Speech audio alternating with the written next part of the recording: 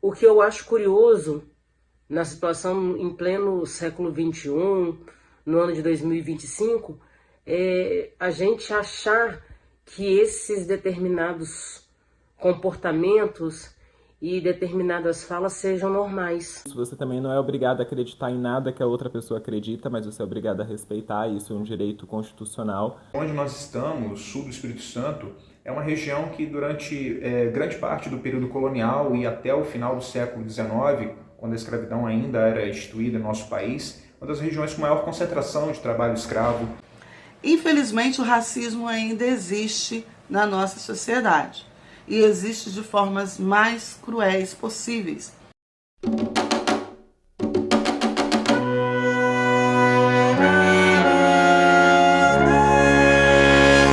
Mil nações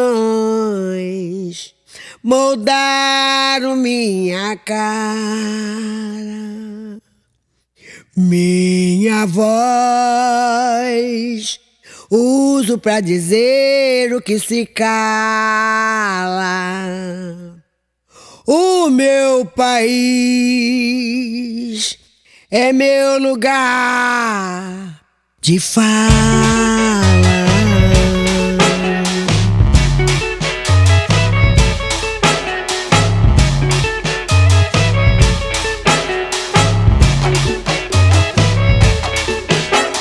Mil nações moldaram minha cara, minha voz uso pra dizer o que se cala. Ser feliz no vão, no triste, é força que me embala. O meu país é meu lugar de fala.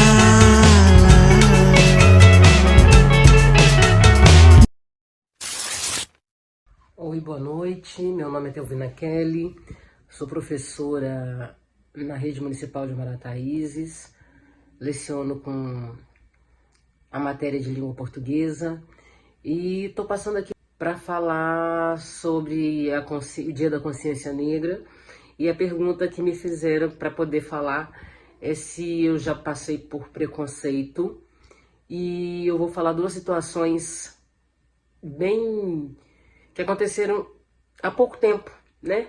Muito próximo de mim. Agora foi um caso em 2019 e outro agora em 2024, né? Todos dois dentro da escola, dentro do meu ambiente de trabalho. Aí fica a pergunta, mas você não chamou a polícia? No primeiro caso foi na escola estadual, numa escola estadual aqui do município, onde que o caso se agravou quando os alunos, eu passava no corredor e um determinado grupo de alunos, de 3, 4 alunos, fazia som de macaco quando eu passava, e depois eu descobri, né, por outros alunos que se sentiram indignados com a situação, que estavam falando de mim, da minha cor, do meu cabelo, pelas redes sociais, pelo WhatsApp, e dali a gente, né, pegou a todas as conversas e levamos para a secretaria da escola, onde que ocasionou aí as sanções determinadas para esses alunos. E o outro caso mais recente foi agora em 2023, também na escola, por uma aluna, e onde que ela disse que chamar as pessoas de macaco, as pessoas pretas de macaco, é a coisa mais normal do mundo. Então, assim, eu conversei com a diretora e falei se a diretora da escola, a gestora no momento, ela não tomasse a providência, quem ia sair escoltada da escola era ela. E a aluna foi transferida para o turno matutino, e mesmo assim os pais da aluna ficaram indignados, dizendo que aquilo era uma coisa mais normal. O que eu acho curioso na situação em pleno século XXI, no ano de 2025, é a gente achar que esses determinados comportamentos e determinadas falas sejam normais para uma sociedade que se diz pensante, para uma sociedade que se diz civilizada. Eu fico abismada que no meio do lugar onde que se deveria ter educação, respeito, cultura, ainda nós termos alunos que não conhecem a história, que não conhecem a sociedade na que vive e principalmente não respeita as pessoas que estão ao seu redor, independente da cor da sua pele, ok? Meu nome é Cláudia, eu tenho 38 anos, sou casada, tenho 2 filhos, sou graduada em Letras Libras, sou graduanda em Psicologia e venho celebrar com vocês nosso dia 20 de novembro, né? Agora reconhecidamente, feriado. Celebrar nossas conquistas, né? Embora seja um dia de também celebrar nossas culturas, é o dia que marca, né, a nossa luta por igualdade, por reconhecimento enquanto ser humano, enquanto pessoas que têm direito em sociedade que muitas vezes não são respeitados, né? Então, o dia 20 de novembro vem para conscientizar mesmo por parte principalmente da branquitude, né? Onde existe esse pacto em que não se estende os privilégios a todos em sociedade, né? Que somos nós, principalmente. Então, que a sociedade nos reconheça, né, como parte desse Estado, que lutamos tanto, né, que contribuímos tanto também para o crescimento, né, embora tenhamos sido explorados por tanto tempo. Então, a nossa luta é para conscientizar a sociedade de que somos merecedores também e sonharmos, né, lutamos para isso diariamente, para vivermos em equiparidade, né, ou seja, e de forma igual, ter pessoas pretas em todos os lugares, né, e ser reconhecidas e ter as mesmas oportunidades que todos os outros. Então esse é o nosso objetivo, essa é a nossa luta, né? E aí sonhamos que um dia alcançaremos, chegaremos lá e o que não podemos é parar, né? Então esse é o objetivo. Não somos nós que temos que nos conscientizar, né? E sim o resto da sociedade, porque o racismo não foi criado por nós somos vítimas deles. Então é importante que seja reconhecido como tal, né? Então é isso. Deixo aqui o meu abraço a vocês, tá bom? Deixo aqui toda a minha satisfação e a minha alegria por poder compartilhar um pouquinho com vocês. Um grande abraço, fiquem com Deus. Axé. Olá, eu sou Márcia Peixoto, professora, educadora aqui de Marataízes, e é uma alegria muito grande estar falando com vocês hoje. Vamos conversar um pouquinho sobre esse mês de novembro, que é um mês muito importante para a nossa cultura, que é o mês da consciência negra. Mas vocês sabem por que existe o mês da consciência negra? Eu vou te falar. Durante muito tempo, a história do nosso país ela foi contada ignorando e silenciando, né, a cultura, a sabedoria, a relevância e a humanidade das pessoas negras no nosso país. E aí a gente vê um apagamento dessas pessoas, desses nomes que contribuíram com a nossa história nos livros didáticos, nos nossos currículos e nos passos de decisão. O mês da consciência negra, então, ele vem nos lembrar a olhar para essa história de forma inteira, com respeito, com orgulho, e também é um momento de valorizar as nossas raízes, a nossa beleza, nossos heróis e heroínas negros que fizeram e fazem parte da nossa história e que fazem diferença todos os dias. Infelizmente, o racismo ainda existe na nossa sociedade e existe de formas mais cruéis possíveis. E muitas vezes ele aparece na nossa escola, aparece na nossa convivência, aparece com os nossos colegas, aparece em nós. Numa brincadeira que machuca, um apelido, um julgamento, comentários sobre o cabelo da pessoa, sobre a cor de sua pele ou sobre a origem que essa pessoa tem. E aí eu alerto, racismo não é brincadeira, racismo é crime. E como então que a gente pode ser professores, alunos, pessoas, educadores antirracistas? Ser antirracista é, acima de tudo, não aceitar a discriminação de ninguém. É denunciar os fatos, os eventos, as falas racistas. E aí existem algumas atitudes importantes que a gente pode tomar enquanto alunos no espaço escolar. Respeitar todas as pessoas, as suas histórias, sua cultura, não rir e nem repetir ofensas racistas, defender quem sofre preconceito, aprender sobre África e sobre a cultura afro-brasileira, valorizar a beleza de todos os tipos de cabelo, de corpos e cores, e assim cada um pode fazer sua parte na mudança. E foi pensando, então, na valorização da nossa cultura e na valorização das nossas histórias que eu escrevi Isis e o Tambor Encantado. Isis é uma menina curiosa, é uma menina aventureira e ela vai descobrir a força da sua ancestralidade por meio da música e do tambor de jongo.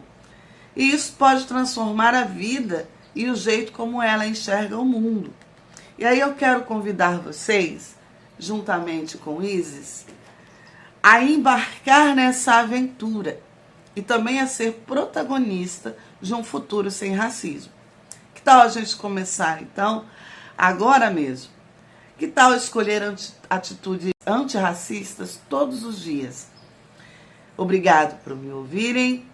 Vamos todos fazer da escola um lugar de respeito, alegria e consciência negra o ano inteiro. Um abraço. Até mais. Ouvia um som a chamar, era um tambor que sabia cantar. Bate tambor, conta quem sou, ecoa longe o que o avô ensinou. Olá pessoal, meu nome é Felipe Moraes, eu sou historiador, sacerdote e praticante de Quimbanda e hoje eu estou passando aqui nesse vídeo para explicar um pouquinho para vocês a origem do medo e do preconceito das pessoas em relação às religiões de matrizes africanas no Brasil, como o Candomblé, a Umbanda, a Jurema, o Batuque, explicar para vocês qual é a origem disso e também contextualizar vocês como que se deu a formação das nossas religiões afro-brasileiras, ok? Então vamos lá, primeiro ponto que eu gostaria de conversar com vocês é sobre o conceito de racismo religioso. O que seria o racismo religioso? Quando a religião e a cultura do colonizador tenta oprimir a religião e a cultura do colonizado ou do povo que foi escravizado, subjugado por aquela outra etnia. Então, por exemplo, quando a gente pensa aqui no Brasil, até nos filmes e nos desenhos, quando a gente vê a figura da bruxa nos desenhos, como por exemplo a Rainha Má da Branca de Neve, a Malévola, a gente não tende a demonizar, né, e a ter tanto preconceito, tanta aversão, quanto a gente vê uma feiticeira, uma bruxa de pele negra. Inclusive, né, citando o exemplo aí da Disney, quando a Princesa e o Sapo foi lançado, e a gente teve personagens negros e a cultura negra, inclusive religiosa, fazendo parte do desenho, não foi tão bem aceito quanto a gente vê em outros desenhos onde as bruxas e as feiticeiras são brancas, por exemplo. Mas aonde eu quero chegar com isso? A origem do medo que as pessoas possuem da nossa religião vai muito além somente de uma questão espiritual, de uma doutrina espiritual. Cada um acredita naquilo que quiser, mas existe um ponto muito específico.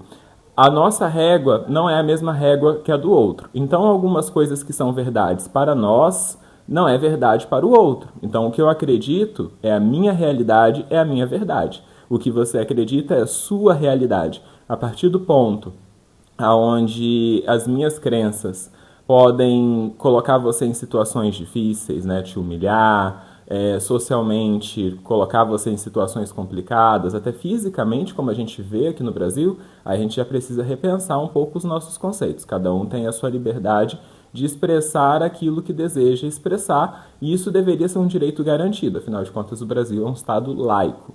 Então, de uma forma muito resumida, muito simplificada, seria basicamente isso. A origem de todo esse medo não é somente espiritual. As pessoas possuem preconceito com as religiões afro-brasileiras pelo fato delas serem um conjunto de crenças que vêm da África, somado a crenças indígenas e também misturado com a crença do colonizador.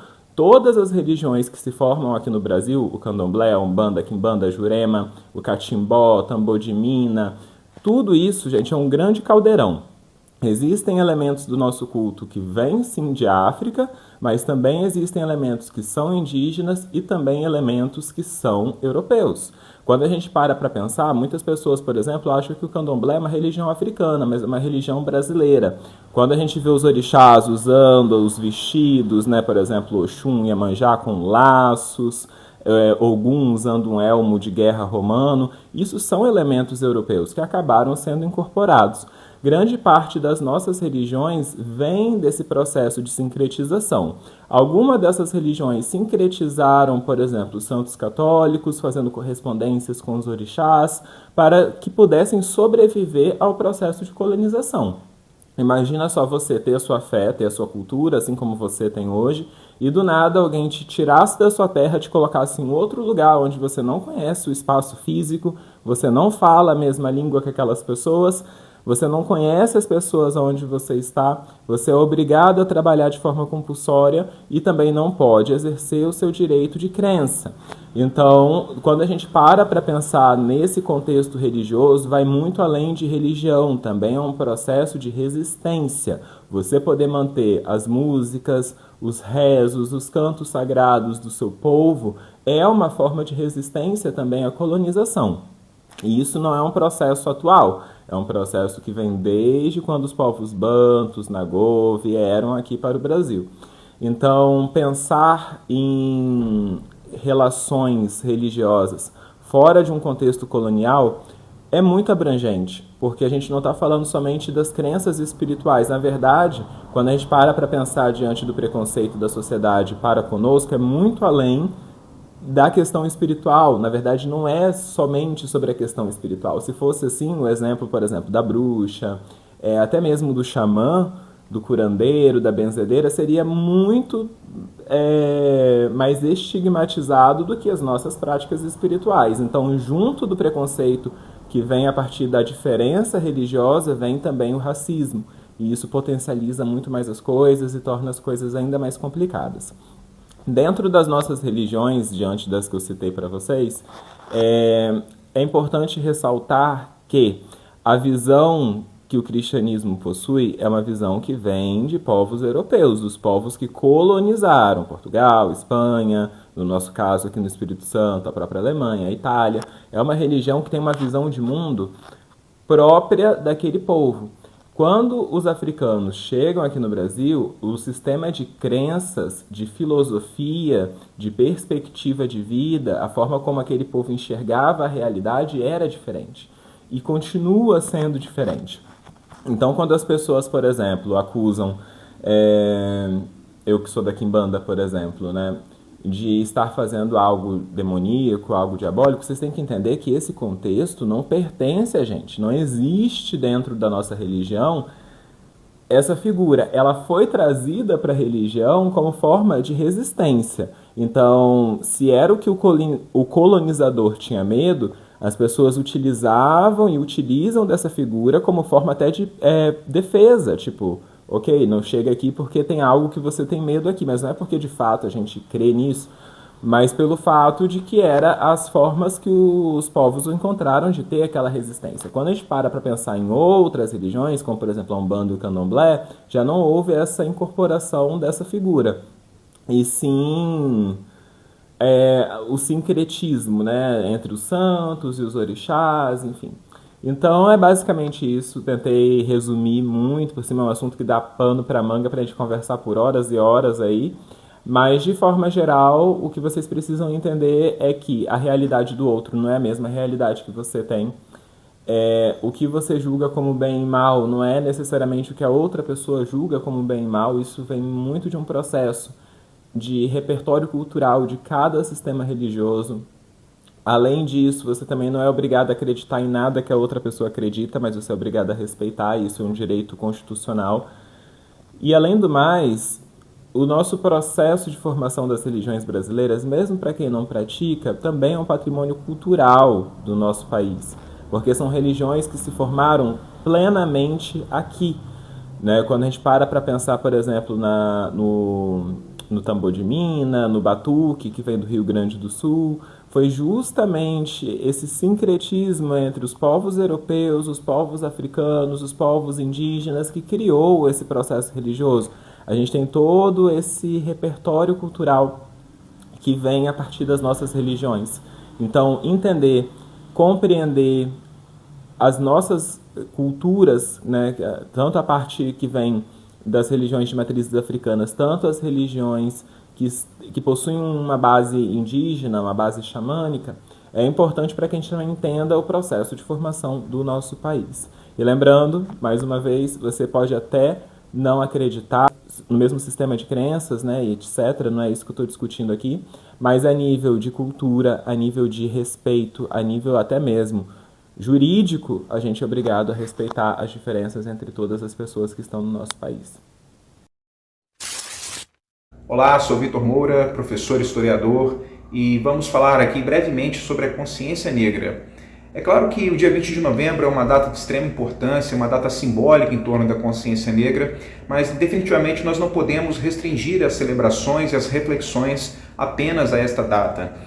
Afinal, as heranças culturais múltiplas, diversas que nós temos de origem afro-brasileira e também, infelizmente, as violências que a população preta e parda ainda sofre em nosso país, fruto dos mais de 3 séculos de escravidão, elas estão presentes no nosso cotidiano. Então, a consciência negra também deve se fazer presente no dia a dia. Falando agora especificamente de onde nós estamos, sul do Espírito Santo, é uma região que durante grande parte do período colonial e até o final do século XIX, quando a escravidão ainda era instituída em nosso país, uma das regiões com maior concentração de trabalho escravo de todo o Espírito Santo e talvez até de toda a região sudeste.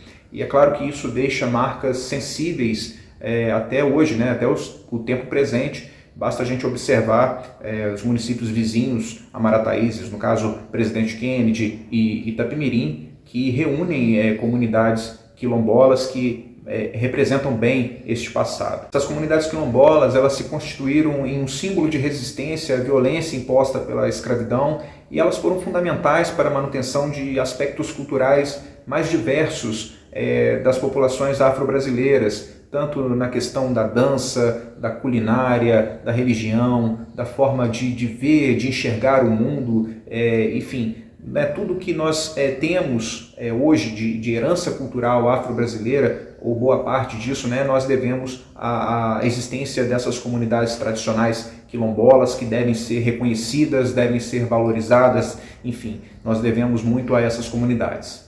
Então a consciência negra ela é muito necessária para que a gente conheça, valorize e divulgue a cultura afro-brasileira, mas que também a gente reflita sobre as violências que ainda, infelizmente, as populações afrodescendentes sofrem em nosso país. Crimes como racismo, injúria racial, que já deveriam ter sido superados há muito tempo por nossa sociedade, ainda insistem em permanecer e devem ser sempre condenados.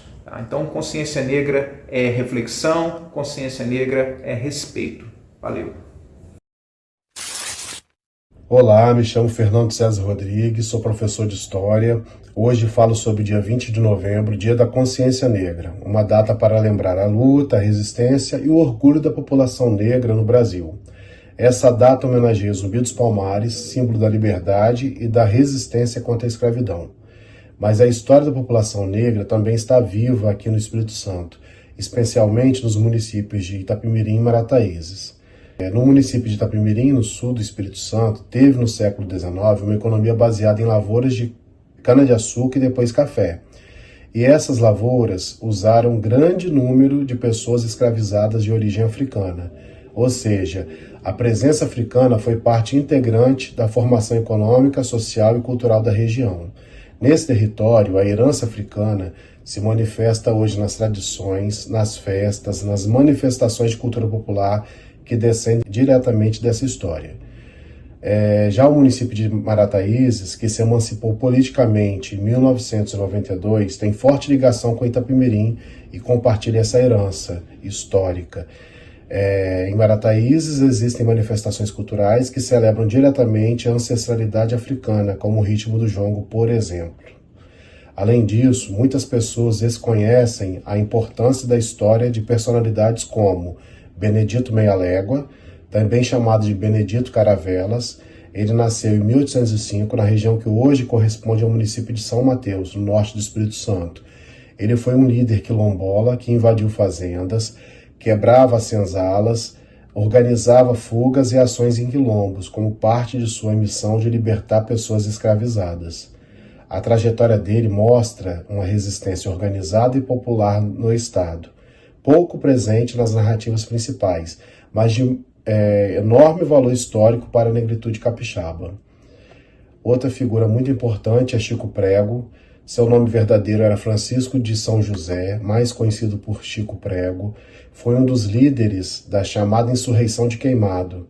Em 19 de março de 1849, escravizados na região de Vila da Serra, atual município de Serra, se revoltaram contra promessas não cumpridas de liberdade.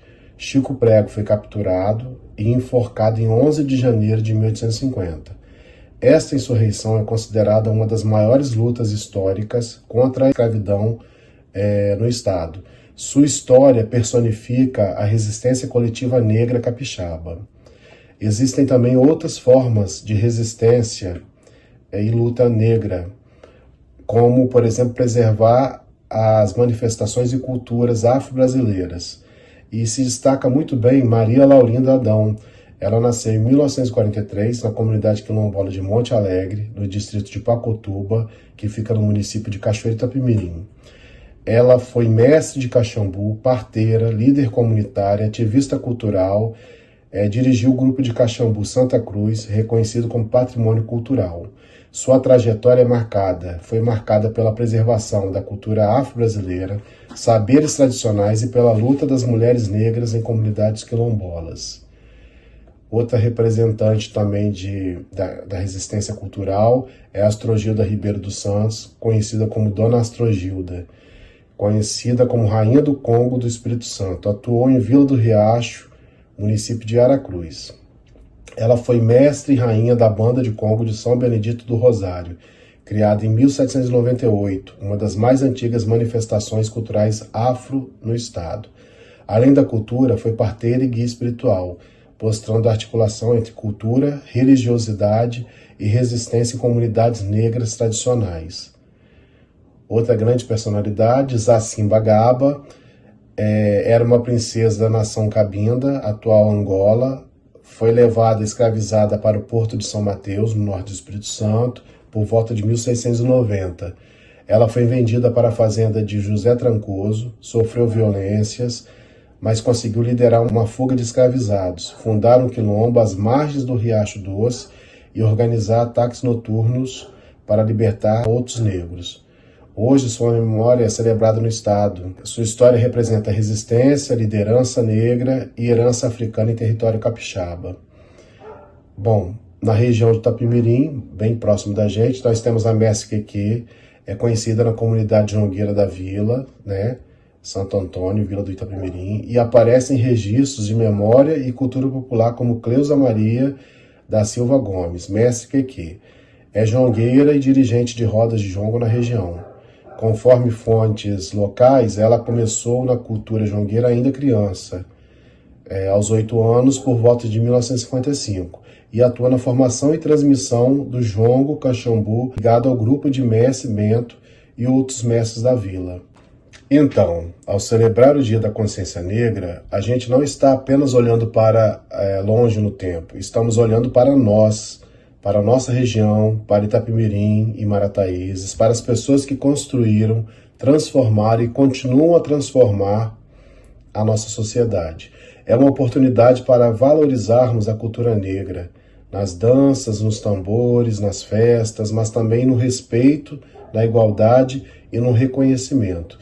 Porque entender essa história é um passo para construir um futuro mais justo e igualitário, onde todas as cores, todas as etnias, da nossa gente sejam vistas, ouvidas e celebradas. A consciência negra nos lembra que o Brasil e o Espírito Santo são fortes porque são diversos, que a história local importa e que juntos podemos fazer dela motivo de orgulho e não de silêncio. Olá, eu sou a professora Thaíse Alves e eu fui convidada para falar um pouco sobre as ações que o IFES Campus Piúma promove, pensando nas relações étnico-raciais. Eu posso iniciar falando um pouco a respeito do Núcleo de Estudos Afro-Brasileiros e Indígenas, pensando nas relações étnico-raciais e em ações e estudos que nós realizamos de uma forma recorrente, semanalmente, quinzenalmente, e promovendo algumas ações pontuais, como simpósios, seminários, palestras, sempre pensando na questão da identificação, da diversidade, do pertencimento dos nossos alunos e também voltados para a comunidade externa. Nós também temos agora uma disciplina optativa, né, que ela foi promovida esse ano. Fiquei como responsável dessa disciplina, enquanto docente responsável. Nós trabalhamos muito as epistemologias negras, ou seja, a teoria do conhecimento da população negra e africana, a sua história, para pensar na construção do próprio Espírito Santo, na construção nacional, valorizando as culturas afrodiaspóricas e indígenas do nosso país, né? Pensar na cultura africana, pensar na sua história, não só na questão da violência, mas nas questões propositivas, para a gente gerar um pertencimento, uma identificação dos nossos alunos, para que eles entendam que eles podem sim ocupar o espaço que eles desejam, ocupar os cargos que eles mais almejam, estudar o que eles querem estudar, né, depois do ensino médio, e para que eles se entendam enquanto protagonistas de suas próprias histórias. Nós temos também a questão da promoção de entrada de alunos que podem participar das cotas raciais. A gente tem buscado gradativamente aumentar o número de cotas, o percentual, né? E assim a gente constrói uma escola mais justa na perspectiva de equidade, né? Que ela seja mais semelhante ao mundo como ele é, e que não se torne apenas uma escola que seja restrita a um pequeno número de pessoas, mas que ela seja uma escola extremamente democrática, com ações voltadas para a questão da equidade, da justiça, do respeito de todas as populações que fazem parte do território nacional. Então, acredito que seja isso. Muito obrigada pela oportunidade de estar aqui falando em nome do IFES, eu que faço parte do quadro docente no momento. Agradeço e fico à disposição caso queiram conversar um pouco mais sobre o IFES Piúma e o que nós realizamos enquanto ações. Grande abraço! Olá, eu me chamo Mirela Queiroz, sou advogada e fui convidada pela professora Elisângela para comentar com vocês um pouquinho a respeito sobre a lei de racismo. Vamos lá! A lei de racismo foi sancionada no Brasil no dia 5 de janeiro de 1989 e seu nome original é Lei K.O.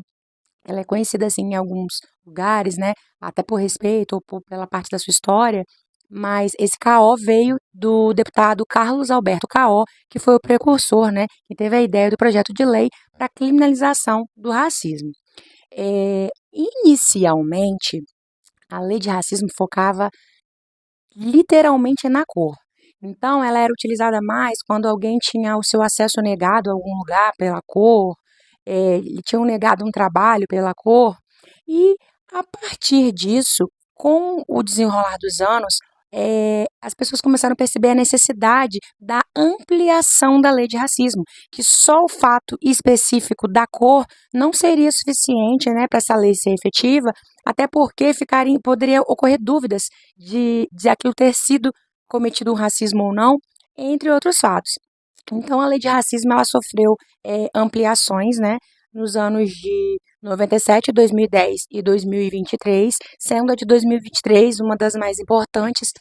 A Lei 14.532, de 2023, ela incluiu a injúria racial à lei de racismo, que agregou um valor altíssimo à lei. visto que acontecia muito a injúria racial e ela não era legalizada, ela não estava descrita na lei que foi criada em 1989, né, sancionada em 1989. Ao praticar racismo, uma pessoa pode ficar detida de 1 a 5 anos, pagar multa, pagar indenização, e como eu já comentei, né, é um crime inafiançável, você responde toda a ação, todo o processo ficando detido. A prática de racismo, ela pode ser feita de forma direta e indireta. Direta, quando você, como o próprio nome já diz, né, você já fala diretamente com a pessoa. Você a ofende, você tenta humilhar devido à cor, você diz que ela não é merecedora de alguma coisa. E de forma indireta é quando você impede uma pessoa de entrar em algum lugar, você solta uma piada, você não fica perto, você induz que outras pessoas façam o mesmo. E tanto o racismo praticado de forma direta quanto indireta, ambos, eles entram na lei de racismo. Ambos são crimes, ok? Uma coisa também que é muito comentada, e eu já vi bastante sobre, quando um menor comete racismo. Muito se fala, né, a respeito do menor, porque aqui no Brasil a idade penal é a partir de 18 anos. Quando um menor comete racismo, os responsáveis dele vão responder judicialmente sobre isso, tá? Assim como qualquer outro crime que um menor responde. Não é só falar que não acontece nada porque não tem lei penal. Os responsáveis desse menor, eles vão ser chamados à justiça para poder se manifestar e dizer o porquê disso está acontecendo. Como a gente mora num município menor, todas as situações são encaminhadas para a mesma delegacia, mas o procedimento vai ser o mesmo. Vai ser aberto inquérito policial, investigação e vai dar andamento. Depois disso vai ser oferecido para o Ministério Público, né, a denúncia e a ação vai correr. É o mesmo procedimento, né, para você orientar alguém a fazer isso ou você fazer. Agora, o diferencial, quando você é menor e sofre racismo, você deve procurar o seu responsável, né, porque é ele que responde por você. E ao presenciar uma situação onde alguém está sofrendo racismo, não se cale, né? Se manifeste, procure a autoridade do ambiente que você está, se você está no ambiente escolar, se você está na igreja, se você está brincando na rua, comenta com o seu responsável, com o pai.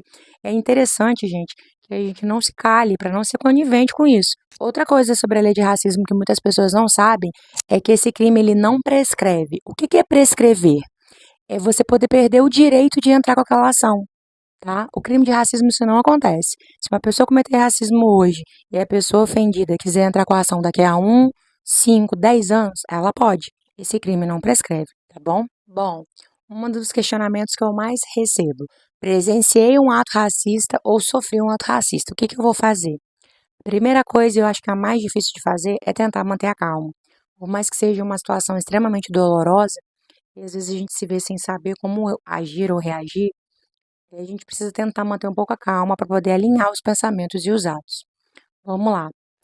A pessoa que sofreu racismo ou a que presenciou deve se atentar a se teve testemunhas ali, pegar o contato dessas testemunhas, ver se não teve câmeras de vídeo monitoramento no lugar, tentar produzir alguma prova, vídeo, áudio, né, a respeito disso, e procurar as autoridades competentes, que no caso aí é a delegacia. Existem inúmeras delegacias de crimes raciais no país. Pelo fato de a gente morar num município menor, nós não temos uma delegacia especializada de crimes raciais, então todas as denúncias vão para a mesma delegacia. Quando chegar lá, você faz o boletim de ocorrência, faz a denúncia. O delegado vai fazer a investigação, vai dar abertura no inquérito policial. Esse inquérito policial depois ele é oferecido, né, o Ministério Público, consequentemente para a Justiça também. E aí vai desenrolar a ação, né, a ação processual, no caso, sobre racismo. Tentei falar com vocês de uma forma orgânica, um pouco mais didática, espero que tenha sanado algumas dúvidas de vocês. Quem quiser saber mais sobre alguma coisa, pode me procurar. Quem quiser me acompanhar nas redes sociais, @mirelaqueiroz.advocacia. No TikTok também, eu tô um pouco devagar de postagem ultimamente, mas eu vou voltar. Sinto-se à vontade para enviar perguntas pela Eli, se vocês quiserem. Para me mandar mensagem no direct também. Tô sempre aberta para poder sanar o máximo de dúvidas de vocês, tá bom? Agradeço novamente a Elis o convite e fiquem com Deus. Um beijo, tchau, tchau. Olá para todos Que Deus esteja abençoando a vida de cada um de vocês. Meu nome é Érica. Sempre tive essa vontade de estar resgatando a minha raiz afro, que todos nós brasileiros somos afrodescendentes. Existe sim alguns estados que existem cidades que têm colônias, né?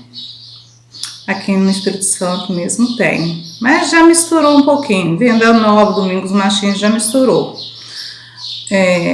Acho que no Rio Grande do Sul também, né? Mas lá são mais a parte do lado europeu. Também muito alemães, muito descendentes. Tanto que nós, brasileiros, eu, por exemplo, se eu chegar lá, vou ter dificuldade de entender a língua deles, né? O português dele. Mas eu vim aqui para mostrar um pouquinho do meu trabalho como turbanteira. Falar que eu também já dei um apoio na Casa de Apoio do Hospital do Câncer, em Cachoeiro. Aliás, eles aceitam doações de as meninas que quiserem cortar o cabelo, que estão muito longo, eles aceitam doações. E por um grande tempo, um grande período, eu estava fazendo esse trabalho. Depois deu uma parada por causa da saúde, mas continuo ainda ensinando como fazer turbante. Mas o turbante, para algumas pessoas, não tem nenhum significado. Para mim já tem. O turbante, ele significa a coroa. Aqui eu estou com um tecido escuro, né? Vou colocar ele por baixo. Ele é a coroa da mulher negra na África. Então, eu gosto muito de turbante. Na Casa de Apoio do Hospital do Câncer, faço a medição, né? Na Casa de Apoio, eu fui muito ensinar a fazer turbante, colocar o turbante, colocar umas amarrações diferentes. Por quê? As mulheres passam por um momento muito difícil, gente, tá? Acredito que algumas pessoas aqui que vai estar vendo esse vídeo já teve alguém na família que passou por essa situação. Eu não tive ninguém na minha família, mas pessoas próximas a mim. Então, eu sempre gostei de ensinar a fazer o turbante. A minha mãe, a minha filha, a minha irmã já mexe na parte de trancistas. Elas fazem tranças, colocam essas tranças aqui, que eu tô com essa trança aqui com cachos. Tem a trança todo trançado, tem com pontas cacheadas. Elas trabalham mais nessa área. E agora a trança nagô, né? Que todo mundo gosta de fazer essas tranças. Para quem não sabe, a trança nagô, essas tranças que vocês veem assim, olha, em forma de tiara. Essa é a trança nagô. A trança nagô tem uma história muito legal. Toda vez na senzala que um grupo queria fugir para os quilombos, eram avisados, tinha sempre uma festa, alguma batida no quilombo por perto, para avisar que poderiam fugir, está tudo preparado, o caminho. Aí o que fazia? As mucamas, né, que trabalhavam nos casarões, pegavam as mulheres que iriam fugir e faziam a trança nagô, e dentro da trança nagô colocavam arroz, feijão, milho, tudo que pudesse ser plantado, para que quando elas chegassem com a sua família no povoado, onde que estavam esperando eles, nos quilombos, eles iam ter um pedaço de terra para eles plantarem. Entendeu? Então, esse é um dos significados da trança nagô. Assim como o turbante, a bandeira da mulher, é a bandeira, vem? É a coroa da mulher negra. A trança nagô tem a sua história também. Outra coisa, gente, não podemos nos esquecer que o Brasil, ele foi colonizado pelos portugueses, mas os índios já viviam aqui. O Brasil se misturou muito. Outra questão que vocês não devem conhecer, alguns aqui. Por que existe favela? A favela é não simplesmente o lugar que quando os negros foram libertos, tinham para fazer suas casas, fazer sua moradia. O único lugar era no morro. Entendeu? Por isso que existe nos morros Vila Velha, Vitória. Isso estou falando por aqui, tá, gente? Perto da gente. Os quilombos geralmente eram feitos em lugares assim, que tinha muito buraco. Buraco, eu falo assim, não era terra plana, né? Então, eram locais assim, mais difíceis de ser acessados, né? Ter acesso.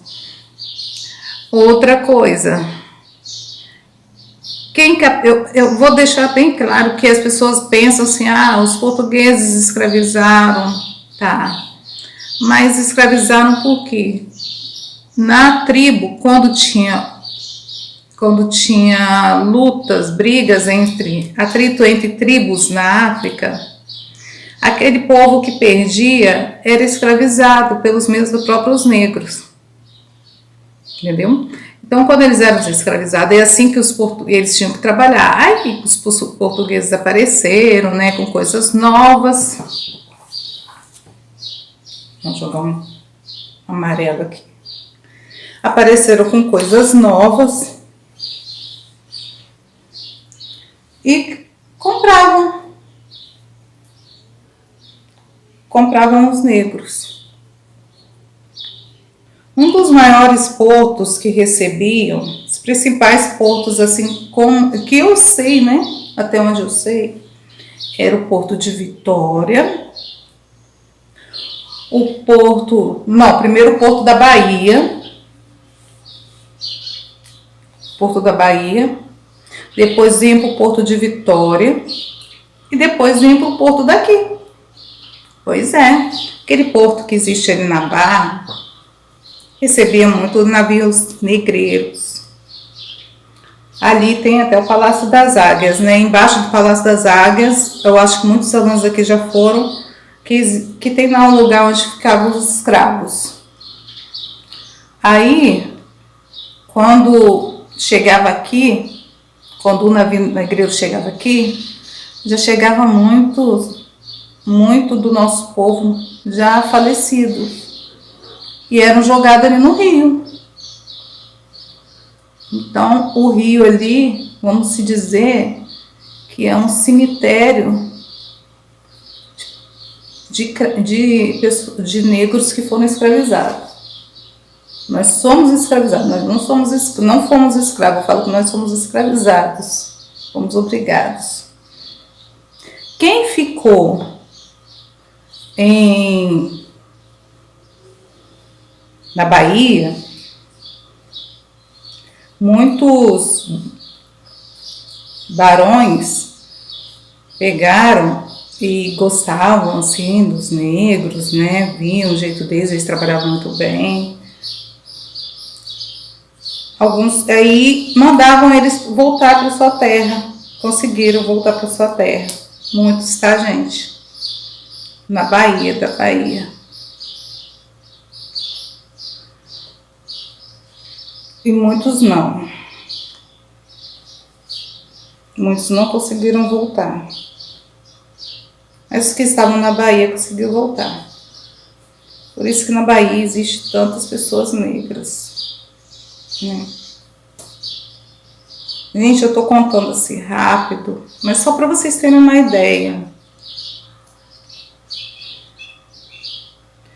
Agora eu vou falar uma questão, não é sobre religião, tá? Espero que vocês gostem desse turbante, dessa coroa aqui.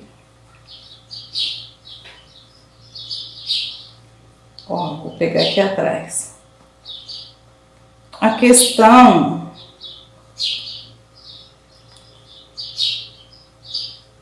da macumba.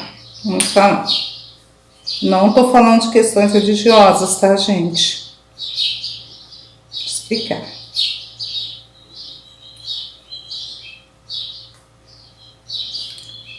Eu acho que ficou bonito. Não sei o que vocês vão achar. Quando eles tinham que fugir, conseguiam fugir, os capatazes geralmente ou eram negros ou eram mestiços. E eles tinham o olfato apurado, principalmente os negros. Esses viviam até em lugares melhores, em casa deles, com a família deles, os capatazes. Eles tinham uma vida melhor nos casarões. Melhor que eu falo assim, tinha casinha, a comida certa, né? A esposa geralmente trabalhava no casarão. Aí, eles, quando os escravos fugiam, eles tinham um olfato muito bom para sentir o nosso cheiro ao longo passando nas matas, né? E aí o cheiro acabava geralmente quando passava pelo rio. Então, às vezes até no rio, na música, no batuque da música, explicavam que parte do rio que seria. Então, ao longo desse trajeto, os que já estavam no quilombo deixavam uma bacia com alimentos. E em volta da bacia, e na bacia eles deixavam uma bebida quente. Vamos dizer que hoje seria a cachaça da cana, naquela época já se fabricava. Então é uma bebida quente e água também, né? Para que ele se mantesse aquecido. Porque na floresta, nós sabemos que a floresta é fria, gente. À noite é gelada. Quem já acampou sabe disso.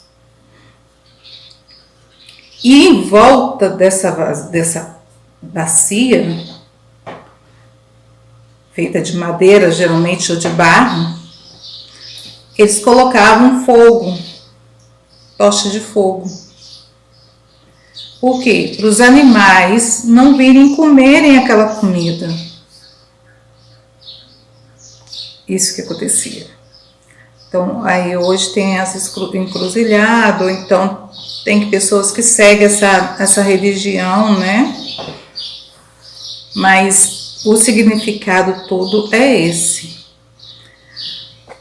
Por isso que existe a bacia, aí colocava a bacia com alimento, com a bebida quente, o fogo em volta, tochas de fogo, para que os animais não comessem. E vamos contar um outro pedacinho de outra história, né? Um pouquinho que eu entendo sobre a capoeira, gente. A capoeira, ela lá na África, era usada para lutas, né? Ela não é somente uma dança, ela é uma luta.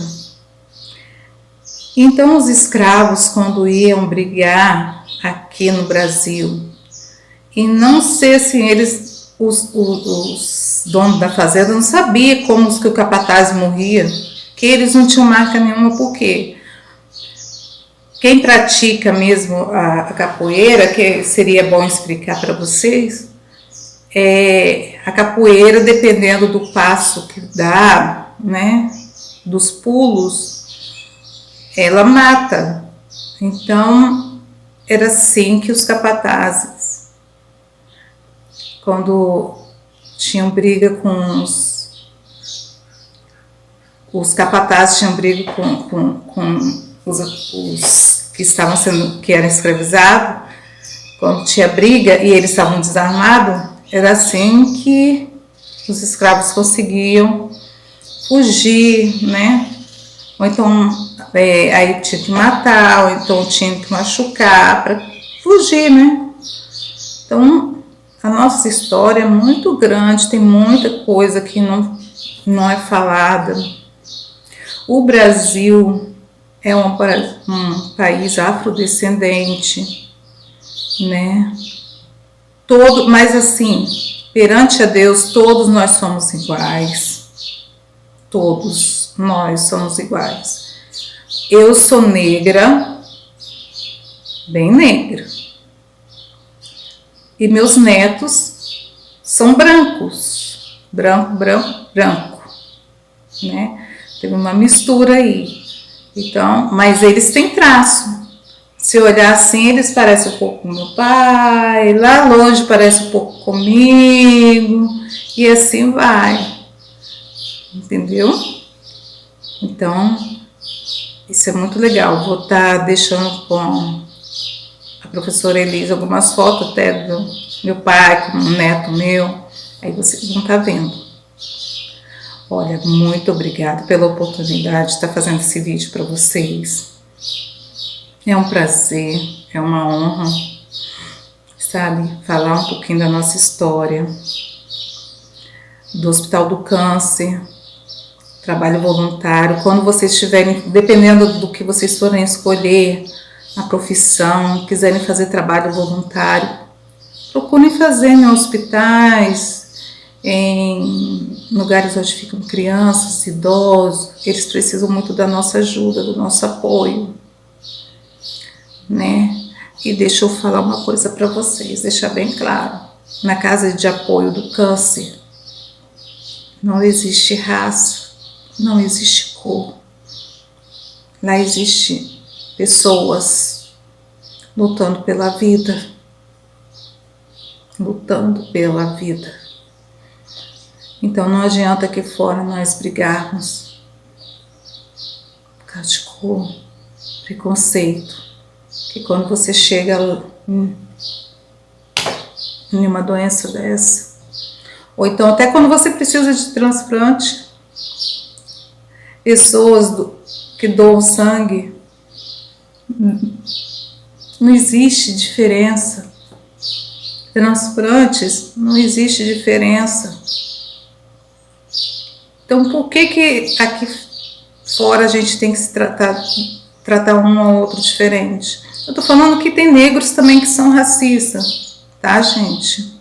Tem muito negros que são racistas, mas a maioria dos racistas são brancos.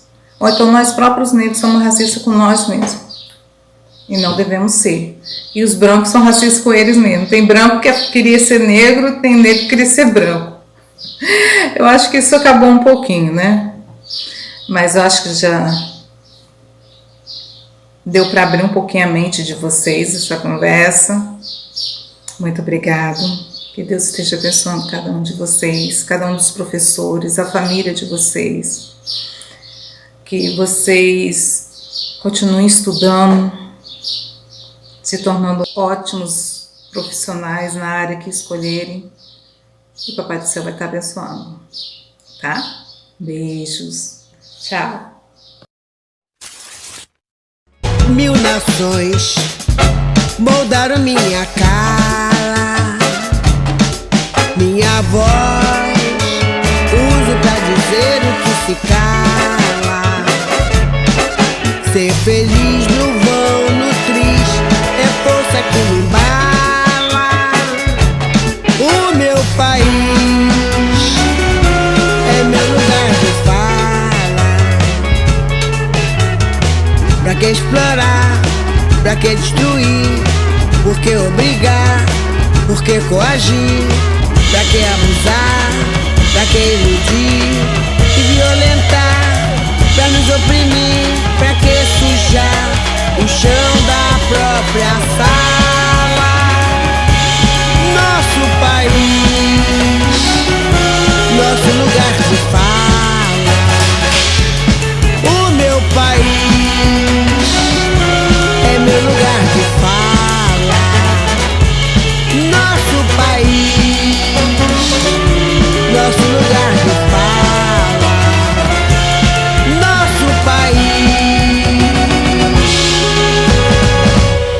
nosso lugar de fala.